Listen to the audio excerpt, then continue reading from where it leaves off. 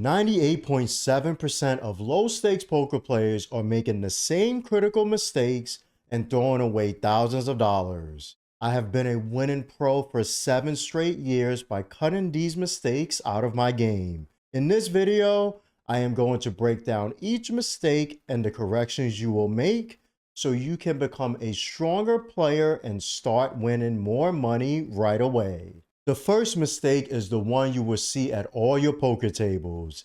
It is not playing with a full stack. If you are playing a 1-3 game or 2-5 game, you should be sitting at the table with at least $300 or $500. We always want to have at least 100 big blinds. When we make a huge hand, such as a set or a flush, we want to maximize our winnings. Also, imagine only having $100 and getting dealt pocket aces and managing to go all in pre-flop. Now you are doubling up from $100 to $200 instead of going from $300 to $600. These situations add up in the long term very quickly. Also, when you sit short stacked, it is a sign of a weaker player. Regulars pick this up like a shark who just saw blood and are ready to attack. So next time you play poker, make sure you sit down with at least 100 big blinds. The next mistake is one that you are making both pre-flop and post-flop. You are betting too small. Let's focus on pre-flop first. If it is a 1-3 game and someone raises to $9, you need to make sure you are re-raising or 3-betting to at least $27. If someone in a 2-5 game raises $10, you should not just 3x the size, but you should be 3-betting to at least $40. The sizing for each situation is also dependent if we are in position, out of position, and on the effective chip stack with our opponent. As for post-flop, the mistake comes when players love using the 50% bet size too much on turns and rivers. Yes, this was the play many, and I mean many years ago, but now it is time to use bigger sizes. Try utilizing sizes such as 66%, 75%, 100%, and sometimes even more than what's in the pot. This may feel uncomfortable at first, so maybe try to do this when you are more value heavy than bluff heavy. As you become more comfortable, throw some bluffs in to make your opponent feel extremely uncomfortable. If you want to be better than 98.7% of low stakes poker players, grab my free guide, The Low Stakes Poker Blueprint, by scanning this QR code. It gives you the 100 rules I used to win for 7 straight years. You can also receive it by clicking the pinned comment in this video to visit my website. Try your best to not be too passive against regulars.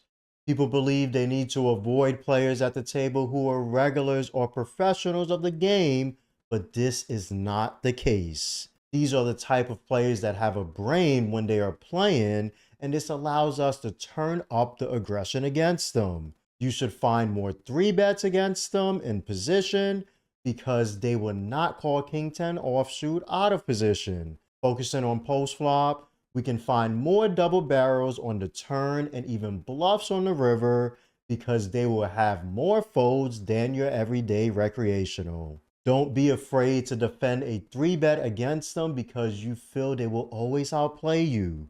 This is not the mindset you should ever have in poker. Battling them in pots will give you a bunch of experience that improves your game for the long term. Having a lack of patience will put you in situations you should never be in. You have to be willing to take your time and pick your spots wisely.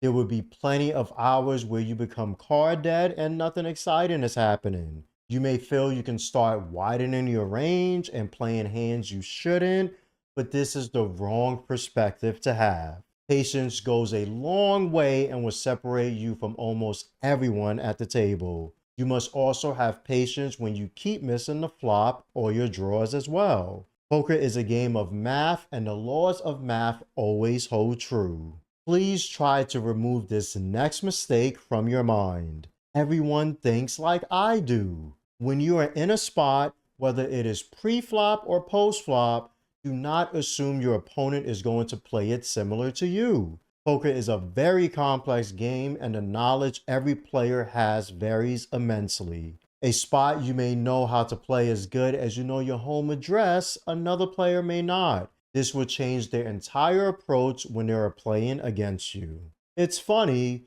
because I once learned a spot in poker in a blind versus blind configuration where it was infinitely better to play a range check instead of betting. However, another high stakes reg who was a winning player would c-bet, aka continuation bet it a lot. It took them a couple of years into their career to realize it was a leak they had.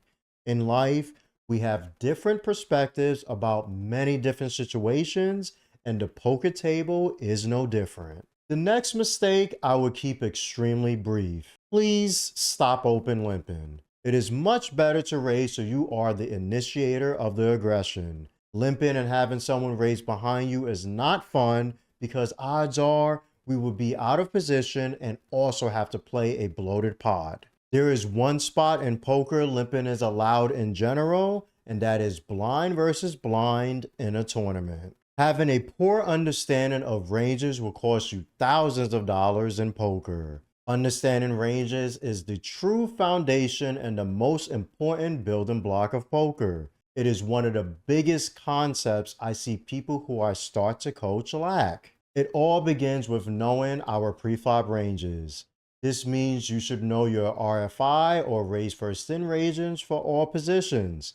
After that, you must be aware of calling ranges versus a RFI in all positions, 3 bets versus a RFI, calling a 3 bet, 4 bets against 3 bets, calling 4 bets versus 3 bets, and so on. After we have this down, we are able to proceed to understanding range construction even more post-flop. Now we will understand our range and our opponent's range as we go from the flop to the turn and finally to the river.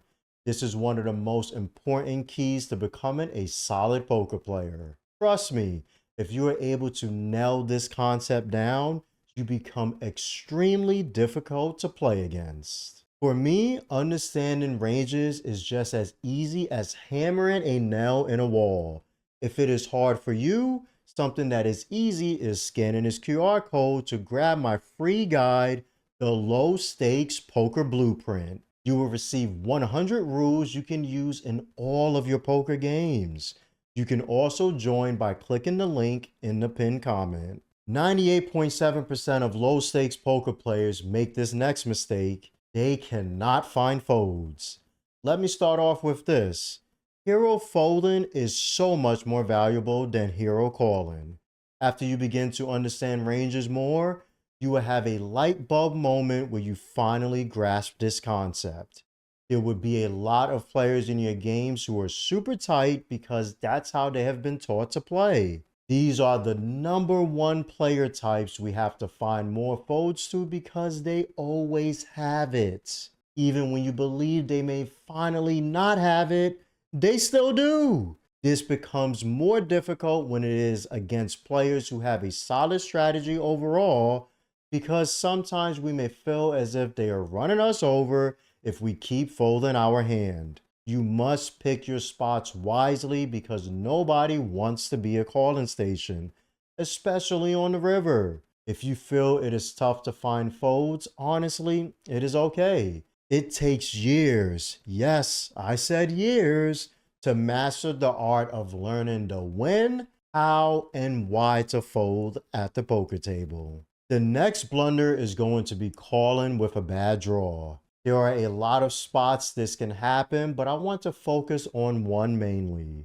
Let's say we have ace-10 offsuit in our hand and the flop is 4-3 deuce rainbow. If a 5 were to come on the turn or the river, we would have a straight. The problem is our hand begins to have reverse implied odds when it is calling a bunch of bets to chase this straight. When you finally hit your hand, you feel happy at first until you realize your opponent can have a 6 for a higher straight. This happens very often with 4-card straights where we make the bottom, but our opponent has the top end or they already had the straight with 6-5. I see this time and time again, And then when our opponent bets on the river and blasts it, are you really going to fold the second nut straight on a non-flush runout? Probably not. So let's just stop chasing the bad draws altogether to avoid these tough spots. Stop being afraid to triple barrel. For this, I want us to focus on having an extremely good made hand and not on bluffs. Let's say we have ace 10 in a button versus big blind single raise pot configuration. I would keep the board simple and it will be ace queen deuce rainbow, turn comes a 6, and river is a 9. No flushes completed in this scenario. It is a pretty clean run out, right? This is the spot we must find the triple barrel with our top pair almost best kicker. We should bet the flop, bet big on the turn, do not bet 50% as we discussed earlier, and fire big again on the river. We must get called by all of our opponent's pair of aces and queens that have a strong kicker. It's lower stakes, remember? So people do not know how to fold. I have even seen calls with third or fourth pair in this spot because they floated too wide on the flop. If we are triple barreling a single pair hand, this means we need to do the same when we have a set of aces, queens, ace queen, ace deuce, ace 6, and so on. Do not play trap poker. Play I want to get called poker. You can learn how to not be afraid of making certain plays at the table by scanning this QR code to grab my free guide, The Low Stakes Poker Blueprint. It lays out 100 rules you can use on a daily basis when you play. You can also click my pinned comment to receive it. Not preparing for a session properly is a major problem for low stakes poker players. It may seem simple, but we must make sure we have had an adequate amount of sleep before our session. There is no point in playing for money when you are exhausted. Also, you need to eat properly and have enough energy to play for your preset session time before you sit down at the table. Another way I prepare is I do a couple of drills before every single session. Yes, every single session. I do this because it is the perfect way to warm up my brain, thought process, and become ready to handle all the complicated spots I am about to face. Also, make sure you have a strategy prepared and focus on utilizing your strengths in your game and not letting your weaknesses affect you. Lastly, go in with the mindset that you want to win, but are fully aware you cannot win every session. Your goal should be to play to the best of your current ability and knowledge of the game. Not understanding game flow is another mistake at low stakes. You must focus on the exact table you are playing at and understand that every game is different. Are there a lot of tight players or is it a loose table? What adjustments can you make to have the best advantage during your current session? Is it time to up the aggression or sit back and pick your spots wisely? Asking and answering these questions as you play will help a lot. Also, maybe you just made two big bluffs and not only did they not get through, you were called rather quickly. If everyone is paying attention at the table and saw the hand play out, it may be best to not go for bluff number 3. Another example, the inverse of this, would be if you just won 2 or 3 pots with a strong made hand and you bet really big on the river. They always called you without even thinking about it. This means you just continue to bet when you only have a hand because you are getting called so often. Focus on understanding the flow of the game and make adjustments accordingly. Having a bad mental game plagues low stakes players, and this causes their perspective of bad beats to be wrong. I have a hand that illustrates this that was played earlier this year. It was a 2-5 game and I 4-bet aces, and someone 5-bet jammed $500 with pocket nines. I call and I flop a set of aces while they hit a set of nines, but miraculously river the case 9 for quads. This is a crazy spot to lose and it causes players tilt all the time when aces or kings are cracked by lower pocket pairs. However, do you know what I am focused on? My opponent just 5-bet jammed 100 big blinds with pocket nines in a spot they never should is what catches my attention. The game is good, and I know I will be involved in more situations against them to win my money back. Stop being tilted and be happy people are getting it in with so much worse. You will for sure win a lot of money in the long run. Only 1% of poker players win, so watch this next video for 5 questions winning players ask every hand they play.